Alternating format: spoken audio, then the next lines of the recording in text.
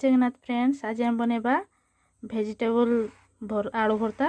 से आलू को सीझे नहीं चकटी नहीं। ग्रीन मटर आ गाजर को मु 50% कुक को नहीं पानी रे सीझे नहीं लुण टिके देगी। एठी गोटे गिना पियाज कटा आ 2-3 टी कंचा लंका को मु काटी नहीं आ 2टी टमाटर कटा आ धनिया पत्र या को नहीं आमे बनेबा। आमे कड़े तेल गरम करके 5 फुटण पकेदेबा। काटिकी रखिथा पियाज कंचा लंका को पकेदेबा। से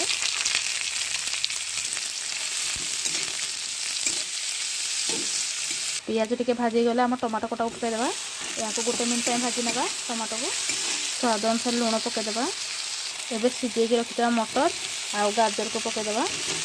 या को गोटे मिनट टाइम भाजी नेबा। बेसी भाजबानी। धनिया पत्र कटा को पकेदेबा। एबे सीझा आलू को पकई भल भाव मिसई नेबा। देखंतो एबे हे गला आम भेजिटेबल आलू भर्ता। Thank you for watching.